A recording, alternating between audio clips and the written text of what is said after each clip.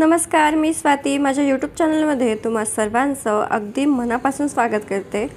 आज आपण बहुगुणी चविष्ट आणि आरोग्यदायी अशी चंदन बटव्याची भाजी कशी बनवायची ते पाहूया। अगदी सोप्या पद्धतीने ही भाजी मी तुम्हाला करून दाखवणार आहे।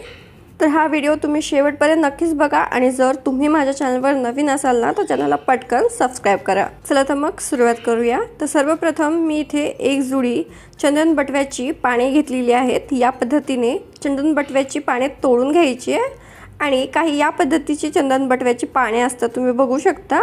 बाजारामध्ये ही भाजी सहज अवेलेबल होते। याचे बहुगुणी असे फायदे आहेत। यामध्ये कॅल्शियम असतं, रक्तवाढीसाठी ही भाजी खूप छान असते।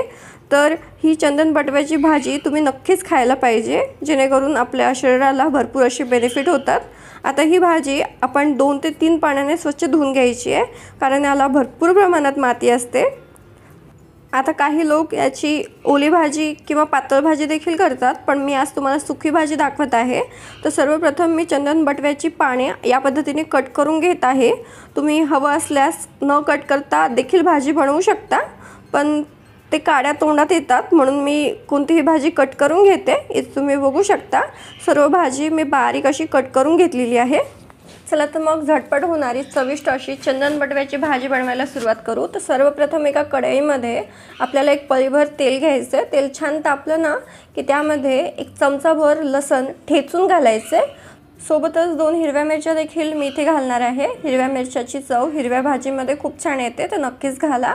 आता सर्व जिन्नस थोडंसं मंद आचेवर आपण परतून घेऊ। दोन्ही जिन्नस हलकेसे परतले गेले ना की यामध्ये 1 चमचाभर लाल मिरची पावडर, 1 पाव चमचा हळद आणि चवीप्रमाणे मीठ घालायचं। मसाले करपू नये याकरिता थोडंसं मी यामध्ये पाणी घातलंय। पाणी घालून मसाले मस्त असे शिजवून घेऊया। मेथीच्या भाजीप्रमाणेच ही भाजी मी करत आहे। चवीला खूप छान लागते, अगदी थोडक्या पद्धतीने तयार होते।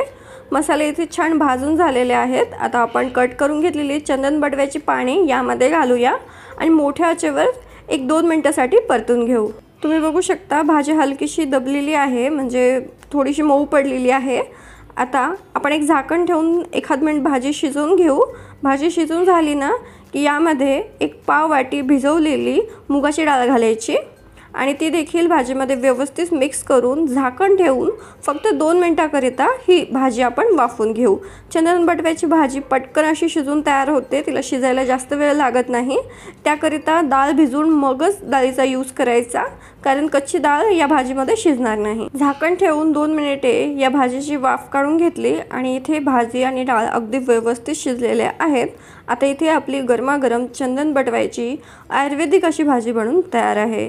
चवीला उत्तम लागते, सोबतच भरपूर असे याचे आयुर्वेदिक फायदे देखील आहेत।